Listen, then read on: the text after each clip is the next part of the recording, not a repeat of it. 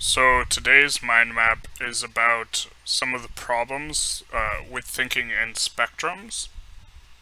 And there's a lot of ways in which people think in spectrums, but there are three that I think really stand out for the average person.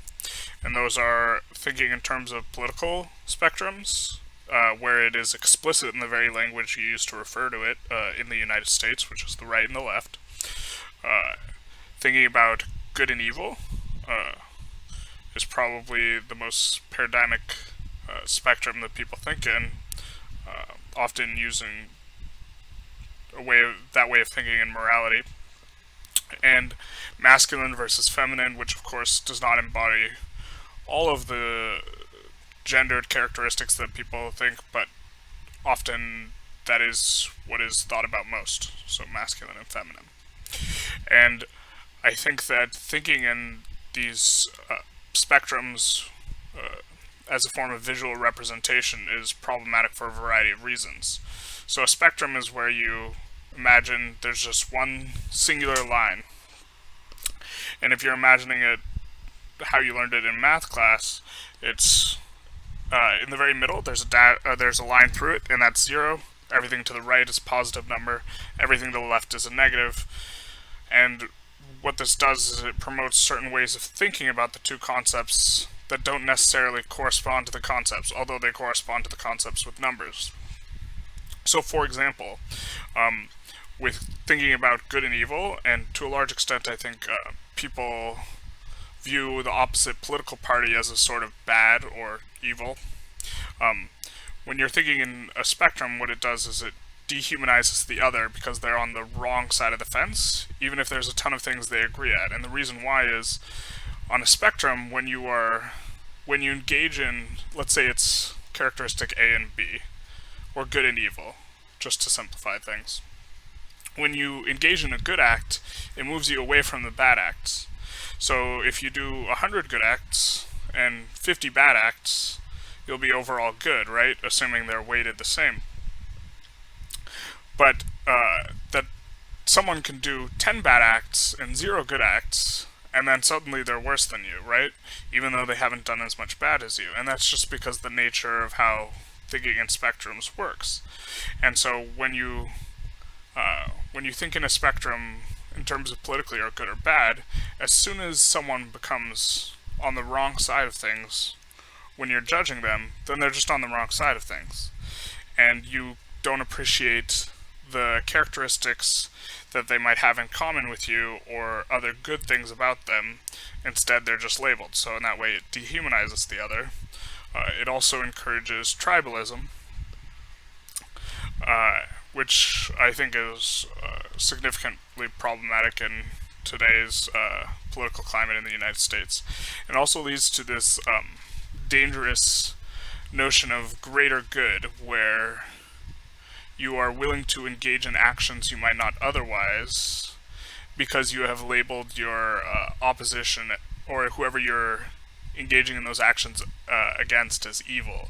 So, an example would be the use of torture, which is often justified in situations where the opposition is viewed as being extremely evil, as was the case in the United States with regards to um, people who were thought of as terrorists or even were terrorists. That such an action is justified on the basis of a greater good, even though it's a contemptible action itself. Moving on to some examples between masculinity and femininity, um, it what it does is it cuts you off from action and it makes you less dynamic in the sense that if you are trying to be masculine as a man and there is a feminine action, because of the way the spectrum works, if something is moving you towards feminine, then it's moving you away from masculine, right? And so what that means is you will go out of your way to avoid feminine acts if you're trying to be masculine. And this restriction you put on yourself, there's a lot of conceptions of masculinity that involve being free or moving towards freedom, particularly David Data's comes to mind.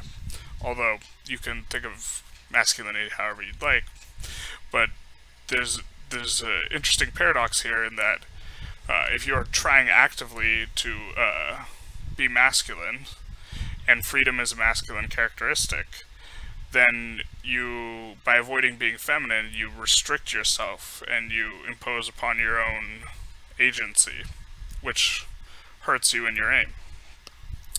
And then another one is that it just problematizes the behavior of the other. So men, and this is kind of encased in the other point, but men generally will avoid actions that they view as effeminate simply because they're effeminate, not because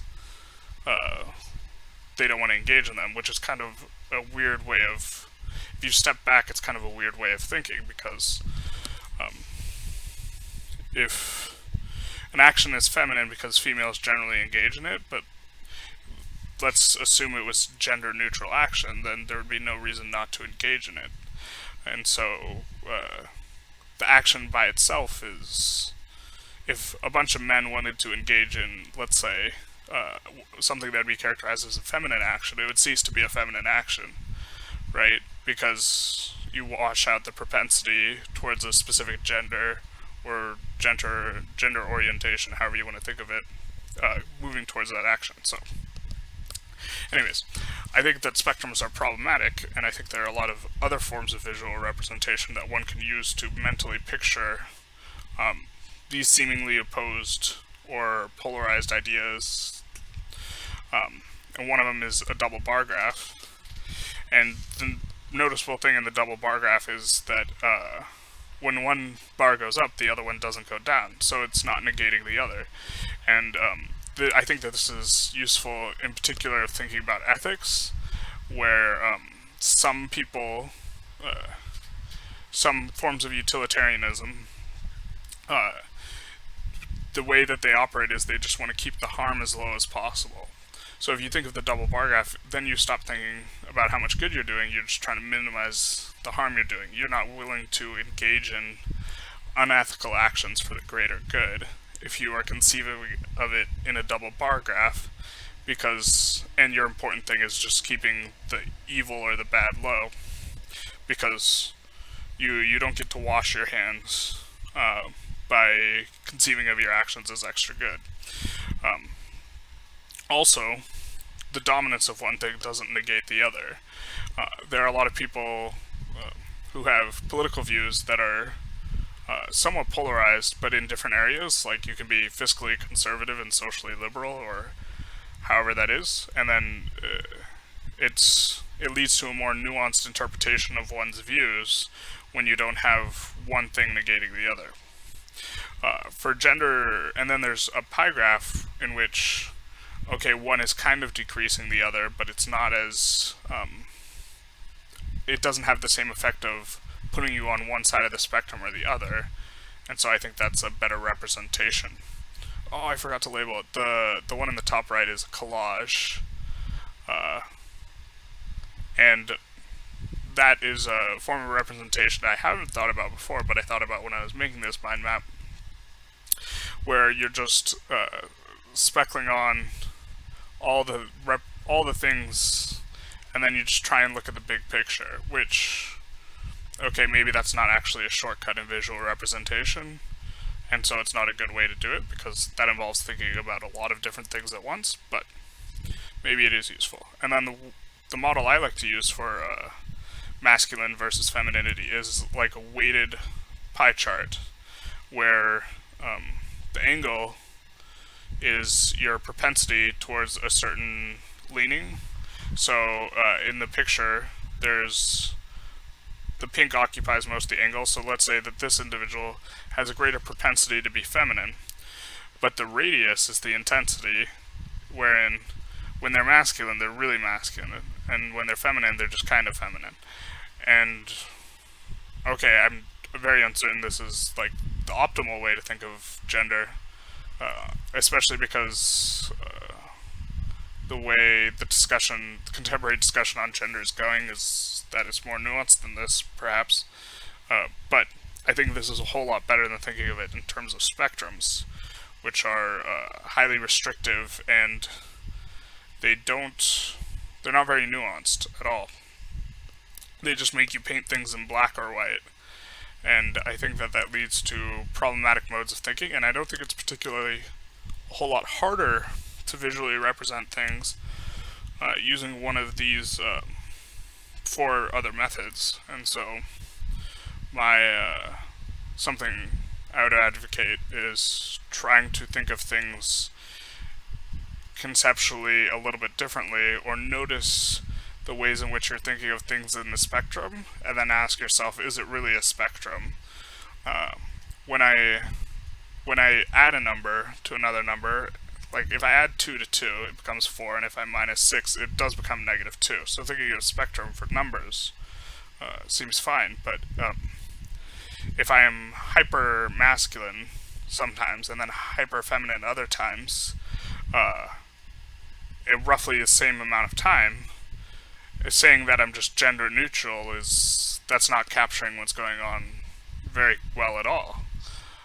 And so I think a more nuanced model is more appropriate. I also encourage anyone to try and think of different models. And if you think of one that's interesting, comment below. But there we are.